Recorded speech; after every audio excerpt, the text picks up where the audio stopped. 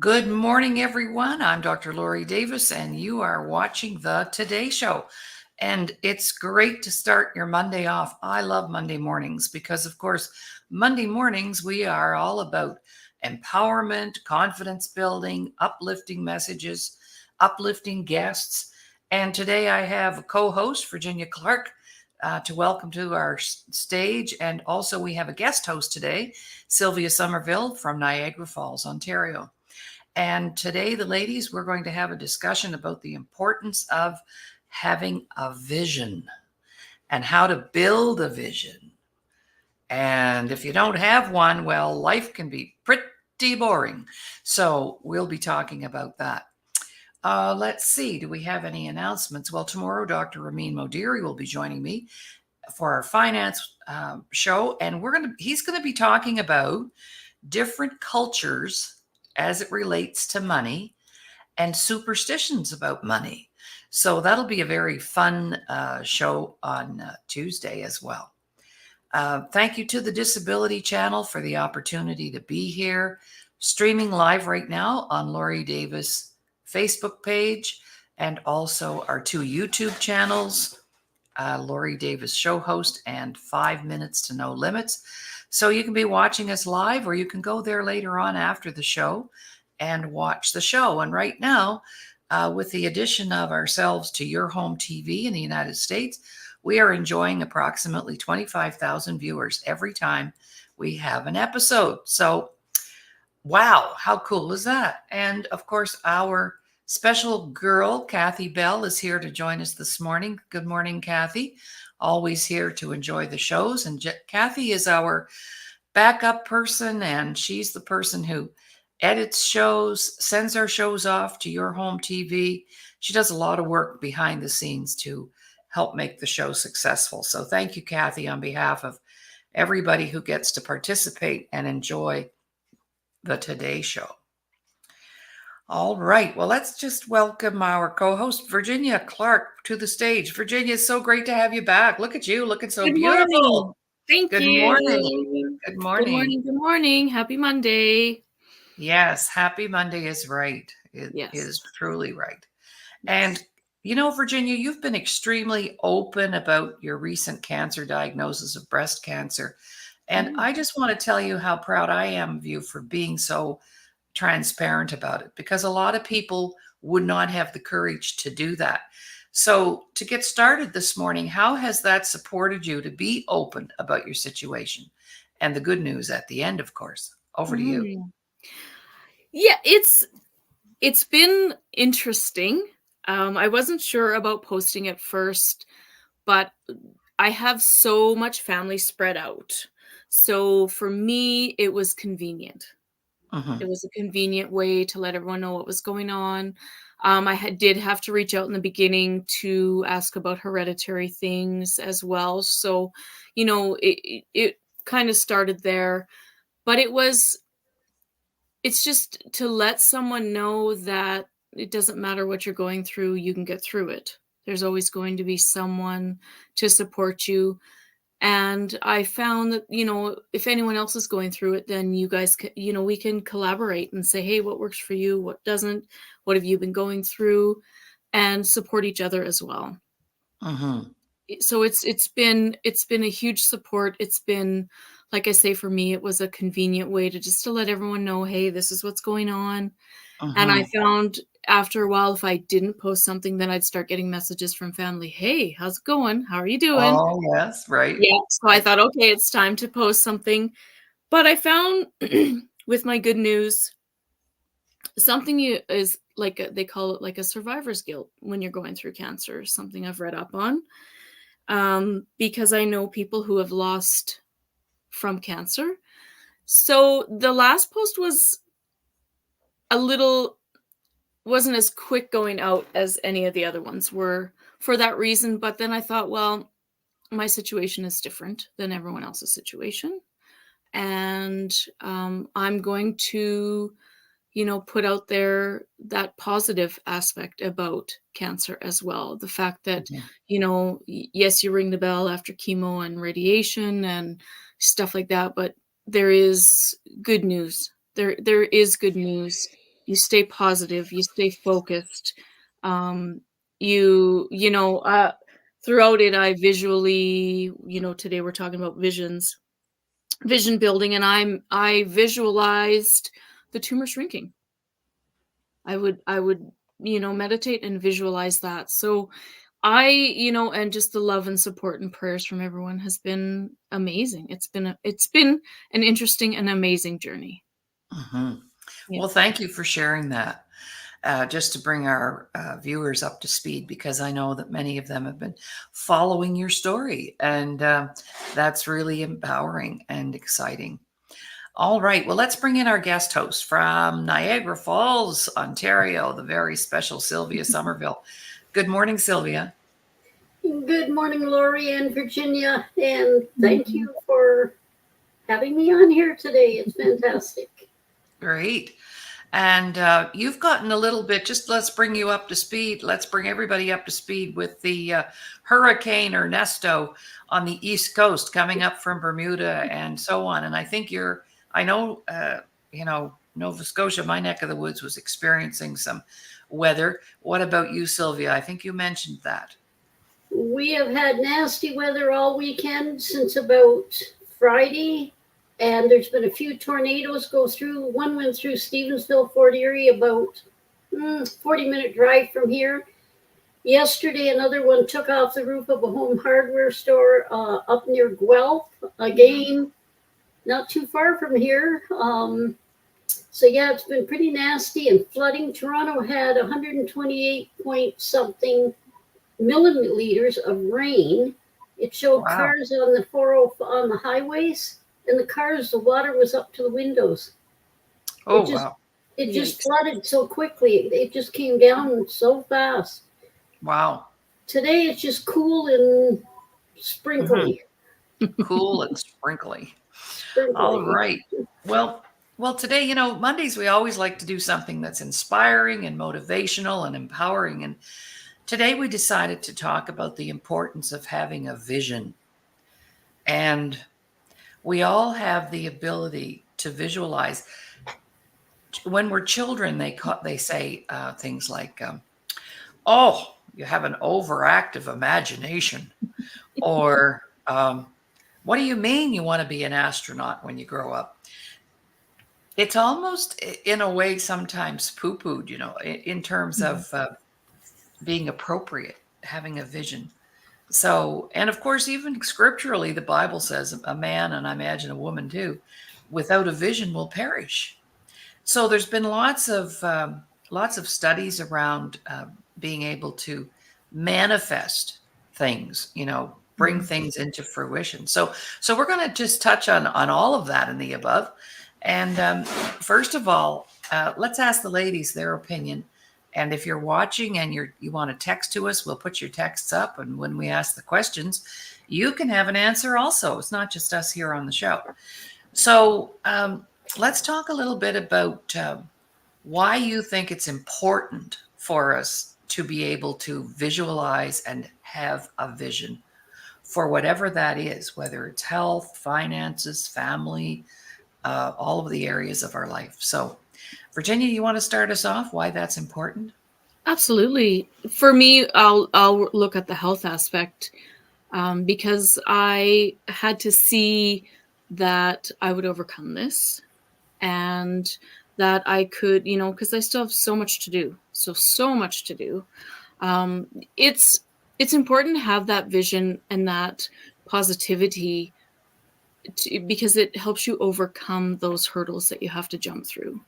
You can go down those rabbit holes where it's just negative, negative, negative, but that has nothing to do with your experience. You make your experience, the way you make it. You're either going to stand up and you're going to fight and you're going to see that light at the end of the tunnel, or you're just going to go down that rabbit hole and stay there. Mm-hmm. So So that for me, yeah, yeah, that's why we must have always something in yeah. front of us to look Yeah. forward to. Over to you, Sylvia. Why is it important for us to have a vision and to be able to visualize? Well, quite frankly, I can't imagine a day when you just get up and you don't think about anything or have plans or you have to envision things. You have to, if you want to make it happen, you have to believe in you. And you, like I envision, and the day is coming, I envision being a #1 bestseller, not just a bestseller, but a #1 bestseller. And again, my vision is not to be a bestseller because I want to be, noticed or things like this. I want to be a bestseller because then I know that somehow I'm reaching out to people and hopefully inspiring them, empowering them, and making kids laugh with the kids' books. Um, and that's my vision, to make all this happen. And I think each one of us has to have a purpose, a reason. So you envision what you want to be. And you can do it. Just go for it. Yes. Well, I believe when we get out of bed in the morning, if we don't have something to look forward to, then we just crawl back into bed. Yeah. Right? Mhm. So, and it's our responsibility to create that for ourselves. And I always use the analogy, if there's certain things that you can't do, others cannot do for you. They cannot go to the bathroom for you. They cannot make your decisions. We are responsible for that. Yeah. So many years ago, we developed a corporate vision that's only got 3 words: world well-being. And the other benefit, how I'll answer the question why it's important, is because when you have those days that you're mixed up or you're tired or you're confused or you don't know what to do next, you go to your vision. Like I go to that vision statement, world well-being. If everything I'm doing is putting that in motion, then that gives me purpose. And that's why I get up every day. And it's one person at a time. We can't save everybody. One family at a time, one community at a time. And I know when I leave, and when all of us leave, our people say to me all the time, "Can you help me find my purpose?" Well, your purpose is to make a difference. Yeah. And to help others. That's why we're here. We're here to help each other. So if you're not doing that, then you're probably depressed. You're probably having anxiety attacks. You're probably drinking too much. You're probably smoking too much. You're probably shopping too much. You're doing all the wrong stuff. So a vision keeps us on track. So that's why I think it's really important to have that vision. So who am I going to leave feeling better today? Well, with the 3 of us being on the show, hopefully everybody who watches the show is going to feel better today Yes. after we're done with them, right? Because that's what Monday's all about. Absolutely. All right. So let's ask this question. Mhm. How do we know? Like, see, a lot of people have given up on me, but the thing is, I never gave up on me. Right? Haven't we had that experience? If you've got family out there, you've been given up on. Trust me. Okay. So others might have given up on us, but the key is we don't give up on us. So having a vision helps us with that too. It's really important. But our next question is, how do you know that you can make things come true? How do you know that whatever you envision, you could make happen? So what has been your experiences around that? How about you, Sylvia? Go ahead. Well, everyone knows me as somebody who always tries to do the impossible. They think it's impossible, but I don't. And my good example would be when I started up a monthly periodical, a little magazine. And I talked to friends about it. I'm going to do this. And they said, "Well, what do you know about doing it?" I said, "Nothing." "Well, how are you going to do it?" And they were all, "Oh, that'll never work. You're silly to go with that. It's a waste of time." So I said nothing. I went home and I made up a mock copy of what my periodical would look like. I laid out ad sizes, prices, etc. Then I went out in the community and I sold ads. And some of them were very optimistic, wondering about would this happen or not, because what do you know about it? Nothing, but I didn't tell them that. So I told them, I said, I guarantee you, you take this ad, and if you don't like the periodical, if you don't like the ad I've designed, which I'd get your approval before I print it, I said, then you don't have to pay. I took that risk. I could have lost a lot of money in that, but you know what? I knew within here, I know within me, this is what I want to do. This will work. And you know what? It went forward from then. And when I had to end it, when my husband got ill, I had 10,000 editions going out every month. Fantastic. Wow. That's fantastic. I believed in me and I knew it would happen. Never mind the people telling you you can't do it. Right. If you want it, you can do it. Absolutely. So part of knowing that we can envision other things is because we've had success in the past, you see. Yes. And everybody out there has done something, whether it was bring up a family, make it on your own. We've all had successes, but people are not, forget that. We forget, what we've managed to accomplish. Over to you, Virginia. I will pull on that, Laurie, and the certificates behind me and go with that story because I love to learn. And it excites me to do and learn new things. But, when you keep all your certificates hidden away in a drawer, as we know, that's a lack of self-worth. So hanging them on the wall for me was a big, big step to acknowledge what I have accomplished over the years. And just, stepping into my self-worth and knowing, hey, you know what, I rock, I'm good at this. And just because my brain likes different things. So I find unique things to learn about. And sometimes you get a certificate and, when you do the workshops with self-worth and you get those beautiful certificates like those, it's important to pat yourself on the back and show your accomplishments because you've done that. You've gotten through it. You've done the work. You've, read the stories, done whatever you had to do. And yeah, absolutely. Pat yourself on the back. Hang them on the wall. Brag. Exactly. All right. Well, we're going to take a little break, and then I'll come back and talk about my own little bit around that. But we're going to take a little 30-second break, and we'll be right back. And I can't wait when I can say we'll be right back after this message.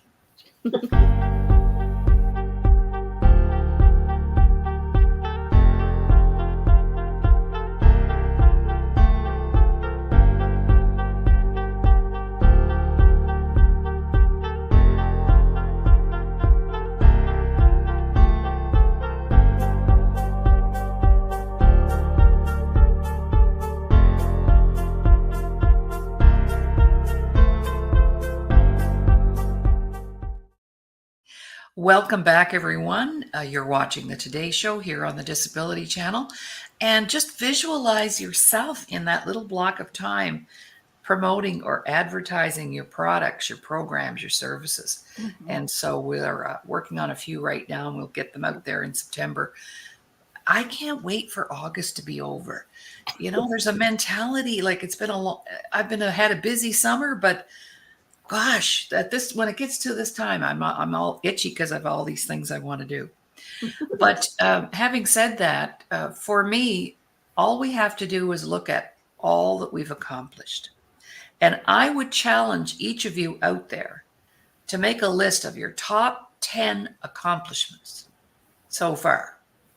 10 things that you've done that you're really proud of, whether that was get married, have your babies, graduate from high school, write a book, be a bestseller, like make a list. Exactly. And I've had a lot of accomplishments when I stop and think about it. There's more than 10 for sure. Sometimes my accomplishment was getting up out of bed and getting through the day. Yeah. When I was in a dark place, that's an accomplishment. And you live to tell the tale and talk about it later on. And so we all have what I call a track record.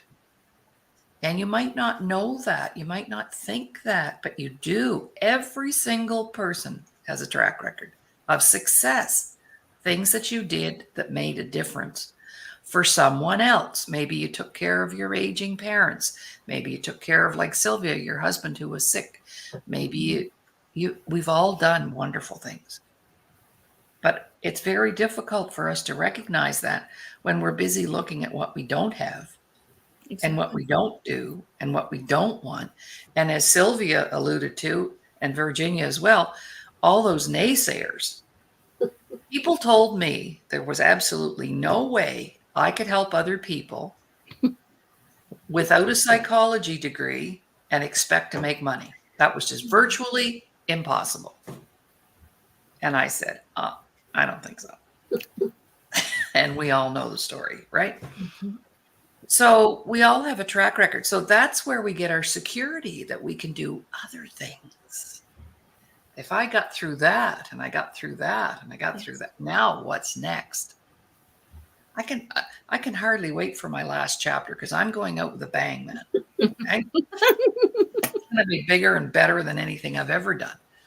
So now what I'd like to ask is, what is it that we have left to do before we go? And when you're seniors like Sylvia and I, we're on a timeline, but that doesn't mean anything because some people can die younger than us. So we're all on a timeline. So before you leave the planet, what's a couple of things you'd really like to do before you leave? Anybody? Virginia, you want to go? For me, absolutely. I want to just see my son happy, married, be a grandma. That's one of my goals, so yeah, absolutely. And just keep helping people. I will do what I can until the day I take my last breath. Just keep helping people. Mm-hmm. Yeah. Sylvia, what about you? Well, I would really like to see my daughter settled and be ready for retirement.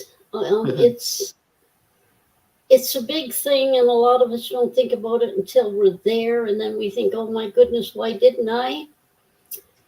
But as well as that, I really feel sad when any of us, when you drive around the cities, all these people living in tents, sleeping, in doorways.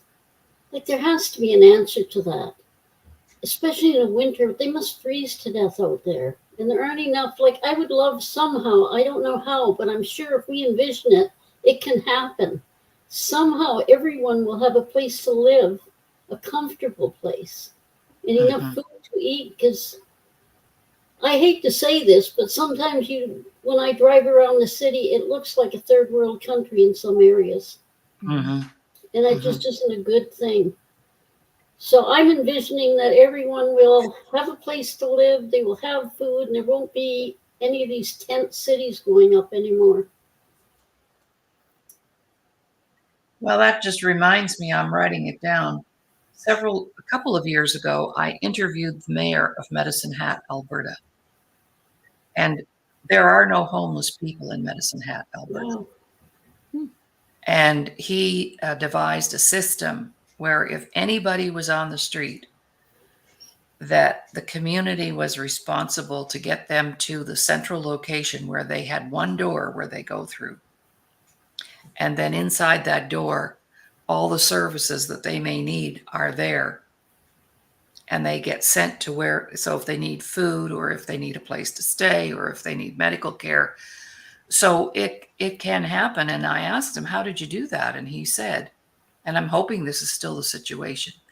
Well, he said most communities, they work in silos. So you have your education silo and you have your medical silo and then you have your housing silo, and nobody is working together. They all have their own little departments that they're in charge of and their autonomy. So he said we broke down those silos and got people in the agencies working together, so that if a homeless person came to the food to get food, and that person realized they didn't have a place to stay, then they got referred over to the housing. And so they never left that place without getting all the services they need. So it's possible. It's been done. So what's the problem? Yeah. That's another whole show. We should do a show on that. And I don't know who the mayor is now, but I'm going to make a call. I just wrote it down. All right. Absolutely. Beautiful. Yeah. And I guess for me, what I have left to do is get my books published. I have, 5 or 6 good books that I know could get published, be bestsellers. It's getting that time to write them. And I had a vision in the night. Would you like to hear it? For my future, because I think I was thinking about the show and envisioning. So 2 things happened. My French popped up last night as I was speaking in the night. It was in French, and I was talking French, and I do speak French.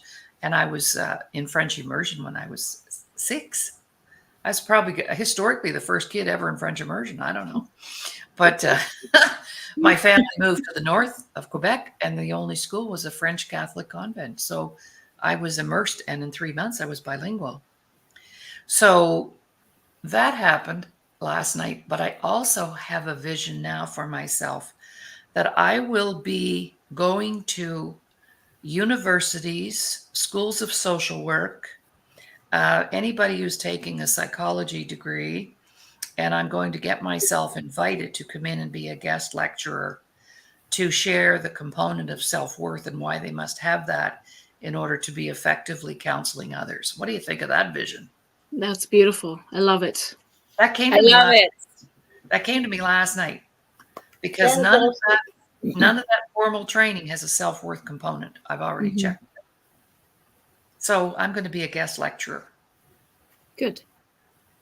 So if you have any university contacts out there, ladies and gentlemen, please let me know. And I think it would be quite a wonderful thing to do, for me to do, and get them on board.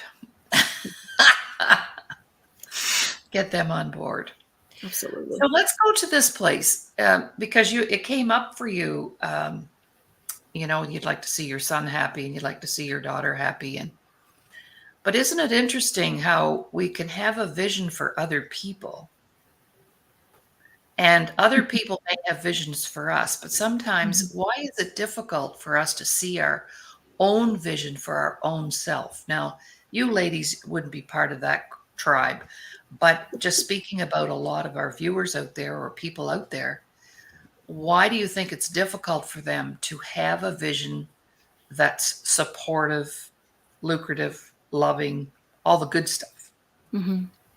When you think about the energy it takes to find your next fix, imagine if that energy was put into doing something productive, right? Yeah. So why do you think it is people have a problem with, Mark Victor Hansen used to say to us,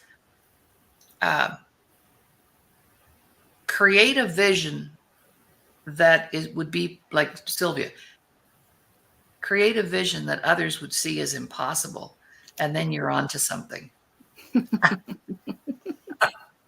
Yeah. So what's the problem? What's the challenge, do you think? I think people don't think they're worth it. It's that lack of self-worth, that lack, and that's why. Why would they try? Yeah. No. Yeah. Our Mondays are all about that self-love, self-care, self-worth, self-empowerment. And when you don't have those things or don't feel like you can achieve those things, then yeah, like you said, if you don't have a reason to get out of bed in the morning, you're going to crawl back in bed. Mm-hmm. Yeah. I've heard them many times throughout my life, especially with young people and young adults or older people. The reason they don't have a vision, a lot of them will say, well, I grew up like this. I've always been poor. I never had a good job. I never this, I never that. And they have that in their mind that they can't. Yeah. And they haven't learned how to, as Virginia said, to love themselves enough to say, you know what? I am going to break this cycle. Sure, you may have grown up, in, not a really good atmosphere, but now you're an adult. Now it's up to you Don't blame your parents or this or that situation. You have to blame you because you're responsible now as an adult. Envision your life and go after it. And never mind saying, oh, I can't this and I can't that. Yeah. Do it. And I think too, we all need mentors. And, our parents are our most impressionable teachers until we become adults. But then we have to become our own best therapist or our own best friend or our own best mentor. Yeah. And mentors save us time. They save us money.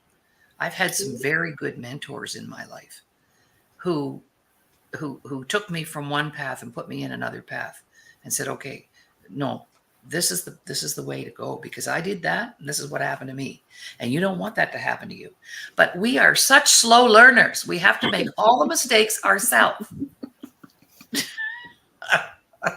Right? Yeah. But your parents are only responsible until you're 18 and that's it. They should be off the hook after that. Yeah. Right? Yeah. That, 18, 20, and then you're on your own and you make your own mistakes and you do your own thing. Because, who wants to be parenting when they're 90? I don't think that's I mean, Sylvia, really, do you want to be parenting right now? No. Absolutely not. No. Right? Yeah. But Mm-hmm. but we're all mentors here at the Today Show.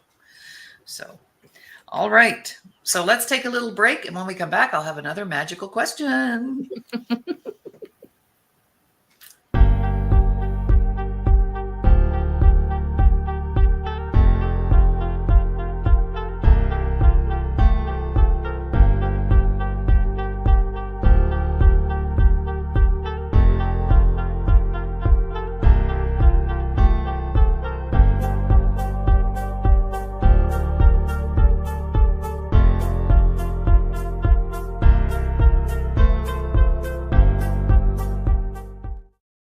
Welcome back, everyone. You're listening to the Today Show here on Monday, Motivational Monday, where we talk about self-worth, self-love, empowerment, maybe a good little kick in the butt at the same time, right?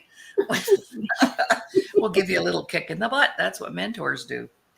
So, Virginia, I'm going to rely on you for the next few minutes because you have the notes in front of you and I don't. But there's actually 5 ways to get started in developing a vision for yourself. And that's what I love about who we are. We don't tell you, you should do this and you should do that without the toolkit to go ahead and try and do it. And that's what Monday's all about, is giving you tools and techniques. So how do I get started with developing a vision? So number 1, what do we have to do, Virginia? We have to look inside.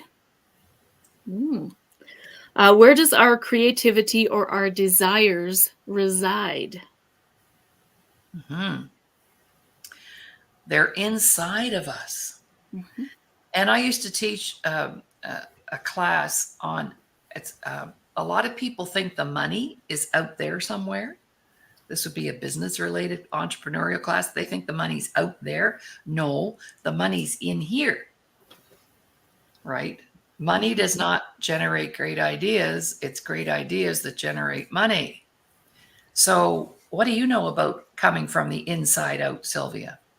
When you wrote that very first little story or poem that you wrote when you were how old? I was 7. 7. 7 years old. And I wrote a little verse poem. And my dad and mom always, they realized that I was very creative and they actually nurtured that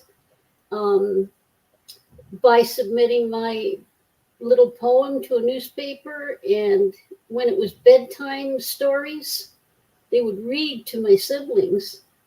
But I can still see them coming in and my dad might say, tell me a story about a dog, or tell me a story about, I don't know, whatever. And they said I would just pop right up and I had the story even when I was little. So yeah, they helped bring that out in me, but it was still up to me to realize that I had that talent and to go after it. And as I've said previously, my dream was to become a journalist and a writer. Well, I graduated high school at 15. I won a scholarship, but I couldn't accept it because, I mean, it was still just after World War II, and I'm not that old, but it was in the 50s. And there was just no way my parents could afford, the room and your keep and everything at school, so I couldn't go. But I didn't give up. That's when I got busy and I wrote my first book. And I was hired as a correspondent without a university degree. Mm-hmm. They never asked for it. I never told them I didn't have it. Well, good for you. My gosh. So yeah, things start inside. Yeah. Right? Inside here. Inside. Yeah. And mine came, I've never shared this, I don't think. I brought this up the other day to Ron. When I graduated from the Nova Scotia Teachers College in 1970, I was the class valedictorian. And there were 2,500 people there that day, all of the parents and the families of all of us. And I got up front and I talked about the value of being brought up well, having good parents. And I thought, geez, I'd like to do this for a living. Right? Yeah. Speaking in a crowd, I could do it. I could do it. And I had it. And I could hold a crowd for a whole day if I had to. So that was inside of me, though. And interestingly enough, my dad in World War II was with the Signal Corps. And communication was his area of expertise. He could type 90 words a minute on a manual typewriter. Wow. Yeah. So that whole thing about the communication, and I still have 2 letters that he wrote me in 1959. He was away working, and he had the most beautiful penmanship. And he wrote me letters. He was up north and sent letters to me to, that I be a good girl and help take care of mom and all this kind of stuff. So communication has always been inside of me. The ability to connect with people and help people feel comfortable. And then I thought, well, how do I build a business out of that? Mm-hmm. Yeah. 32 years ago. Mm-hmm.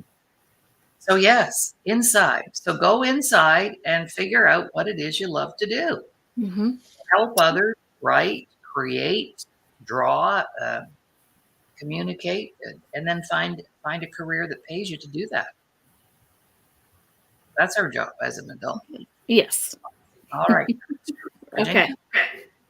Number 2, look back. Learn from your mistakes and mistakes that others make. Mm-hmm. And we've already talked about that, haven't we? Yep. Look back and see what you've already accomplished. Learn from your mistakes. Number 3. Look outside. So who's your support? Who's around you that can help you? Yeah. Who's there? Who can you count on? Yes, who can you count on? Who supports you 1,000%? Well, I would have to say Virginia Clarke and Sylvia Somerville are 2 people in my life that have my back and support me 1,000%. You girls have done that ever since the day I met you. And I hope you feel that way from my side of the fence. Absolutely.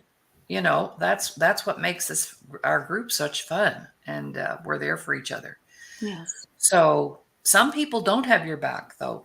No. And you need to know who they are, and you need to get away from them. And it doesn't matter if it's family or not. Mm-hmm. Mm-hmm. Mm-hmm. We talk about that quite a bit. And the next one, of course, is one reason why we're talking about this today. Looking forward, our manifesting, our visions. We'll do we get back journal? to, yeah. Yeah. Sorry, Virginia. What was that one again? Believing in ourselves, setting our intentions, starting small. And that was look forward. Look forward. Look forward. And then Kathy has a question, so I'm going to bring that up at the end here, Kathy.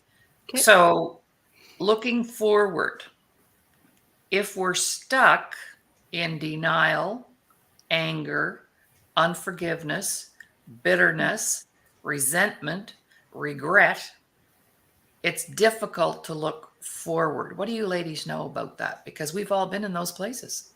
Yeah. Yeah. If everybody out there thinks that we three girls just arrived here on a silver platter, we have news for them, okay? Because that is not the case. We worked hard. We're still There. working hard. We are still working hard. Yeah. So how do we look forward when we're stuck? Yeah. If just one, one step at a time, be specific, have one specific goal in mind. And, for me, just getting up, make the bed.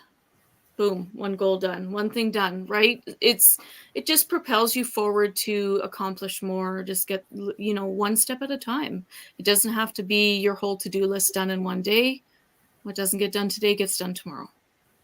And if it doesn't get done tomorrow, it gets done the next day. It's, just giving yourself that grace, especially if you're going through something, giving yourself that grace, but don't give up. Mm-hmm. Don't give up. Find someone outside, look outside who supports you, who can, let's go for coffee. I need to talk to you. Boom. Done. Mm-hmm. Yeah. What about you, Sylvia? What would you suggest to our viewers who may be stuck in one of those very hard places and it's hard to look forward when you're there? It is. And actually a good example is when I moved to Niagara Falls, I no longer have a car. I've lost my driver's license for, vision issues.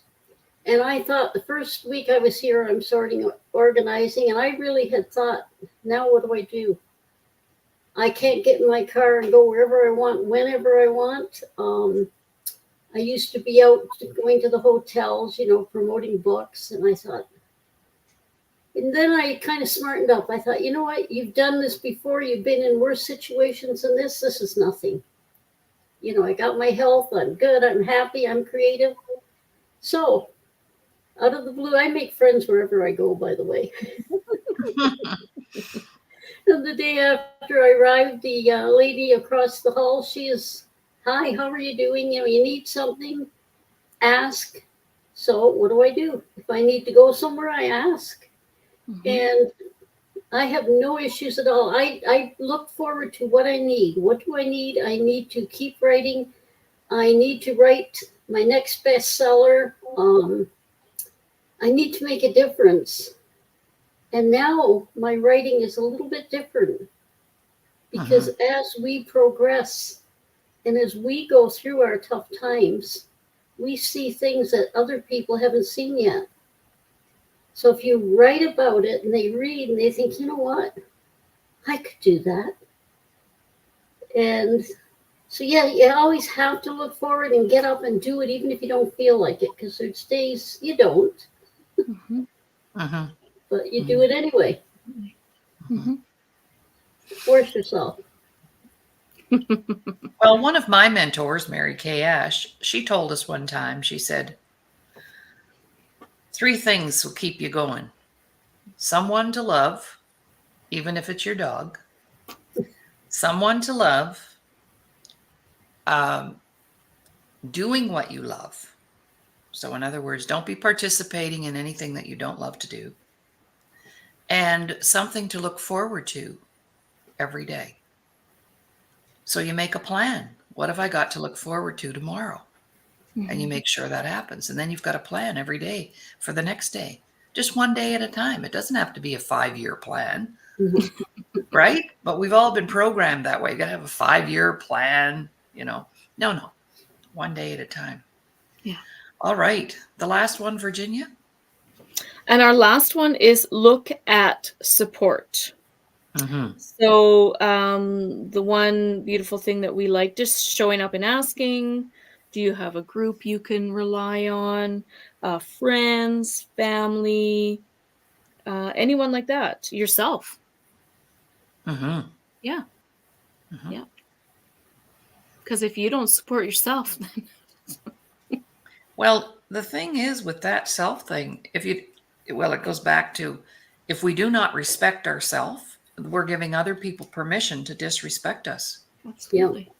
And if we don't support ourselves and do things that support us just by ourselves, that gives other people permission not to bother as well. Exactly. So it all starts with us, right, Sylvia? Absolutely. Mm-hmm.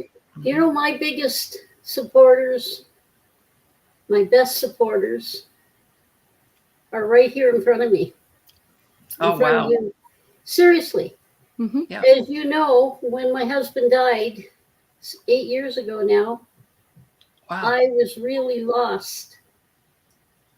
And it may sound a little bit silly, but Laurie found me out of the blue.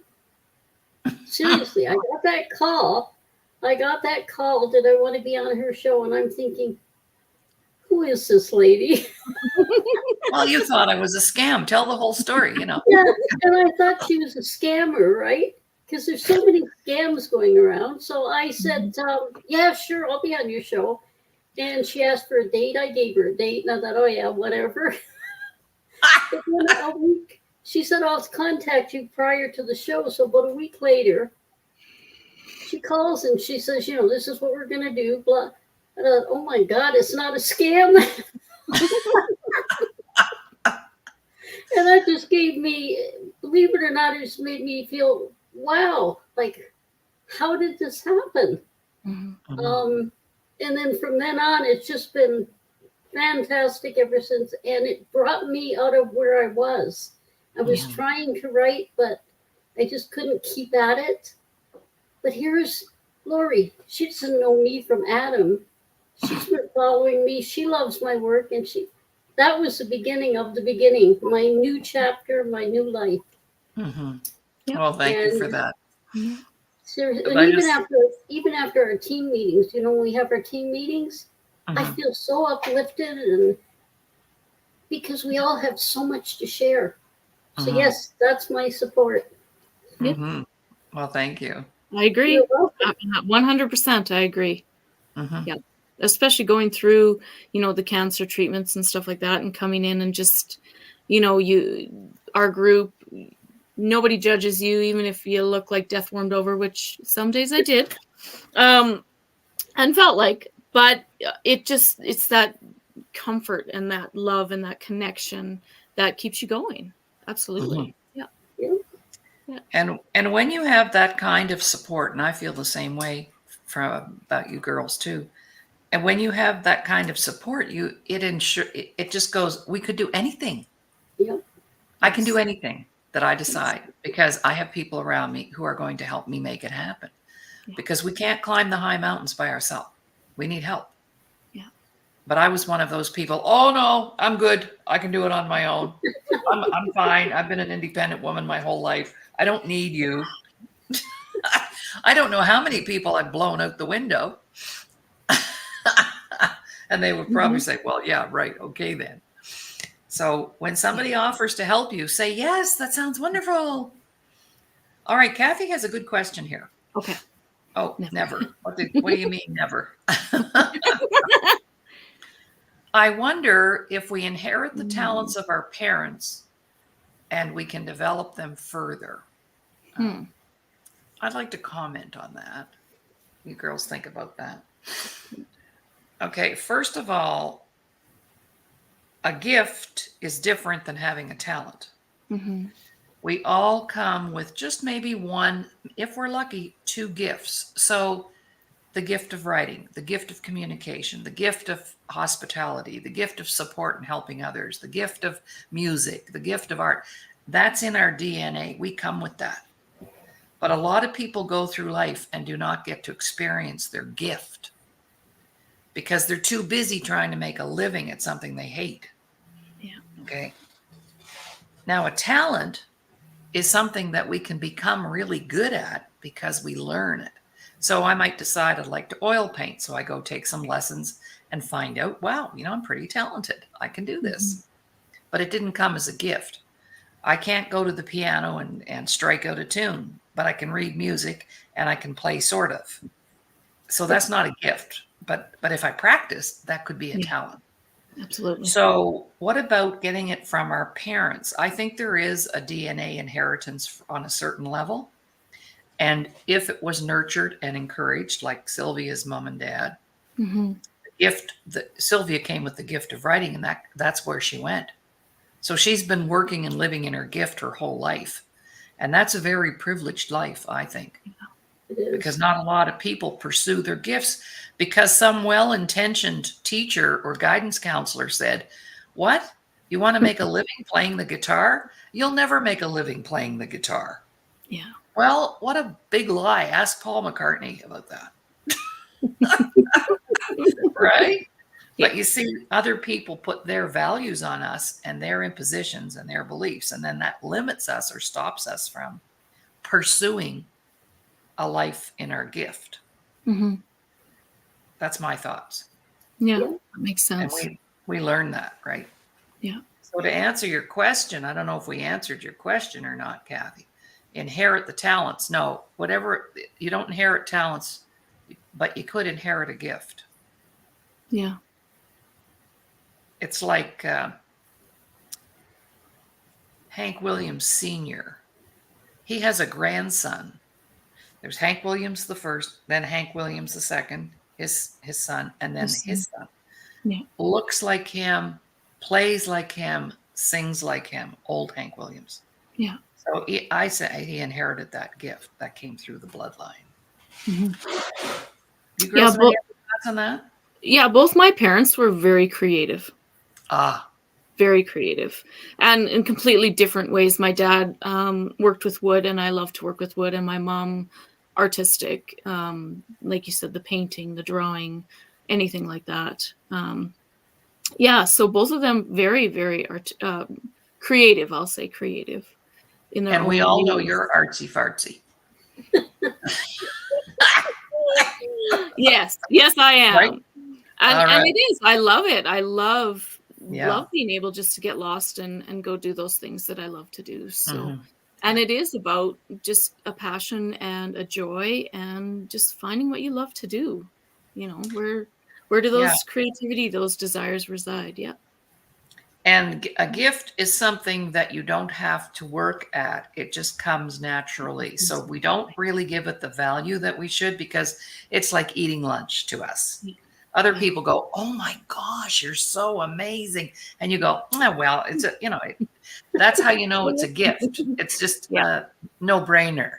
Yeah. But if you have to work at it, it's not a gift. Yeah. And a talent, because both my dad played guitar. A lot of my dad's family play guitar. My mom self-taught herself how to play guitar by watching my dad.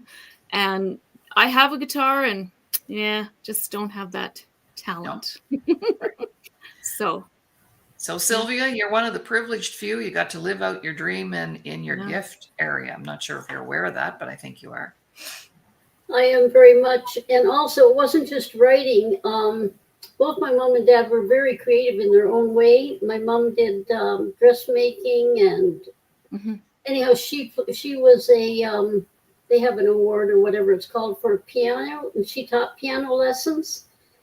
So we grew up, I played piano, cello, and bagpipes, and she had us in dancing, and we had to do all these different dancing, but it helped build your muscle, your balance.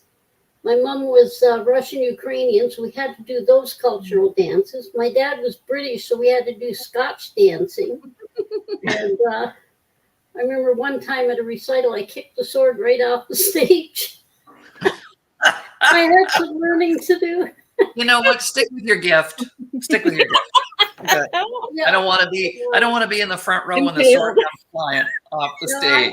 I'm a writer. I'm an author. Yeah, you're right. Yeah. Uh-huh. Yeah. Okay. Well, Kathy said, I'd love to have the gift of a fabulous memory.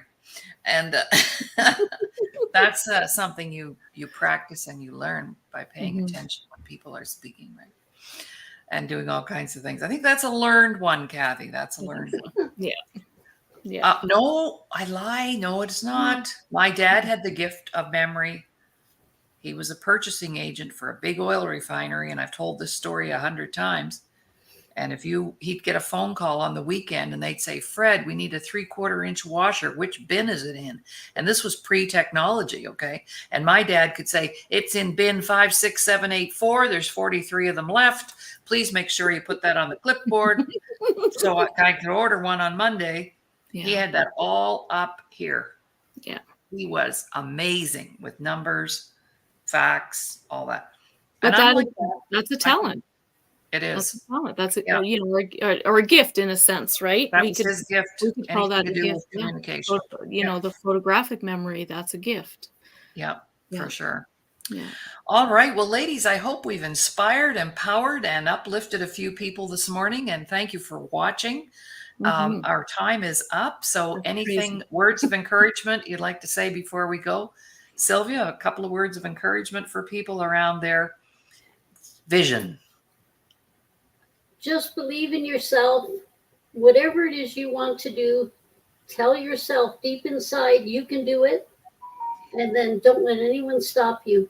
Just keep working at it. You're going to make mistakes, but they aren't mistakes. They're teaching you something. Right. So Thank go you. for it. Never give Go up on you. Absolutely. Virginia? I would say just be specific about your goals. For me with the health, that's what I was focusing on. That's my goal right now, is to get healthy, to get strong. So that is exactly what I'm focusing on. I'm not all over the place. That's my goal. Be specific. My goal is to fight this, beat this, do whatever I need to do, and I am on my way. Well, I like the front cover of my new journal from our colleague, Jill Younghusband. And she gave me this beautiful journal for my birthday. And she said she believed she could, so she did. And she said, that's you, Laurie Davis. I said, okay, thank you. All right. Well, everybody have a great day. We'll be back tomorrow with Dr. Amin Modiri, and we're going to talk about money, culturally different beliefs that people have about money, and some superstitions that exist about money. So I can't wait for that list. He's always very well researched, and that will make for a great show. And tomorrow also, too, an hour after that, we have the Press Box with former NHLer Doug Smith, and we'll be on the Press Box tomorrow together as well. So Tuesday's a busy show day. Busy day. All right. So bye for now, everyone. Bye-bye.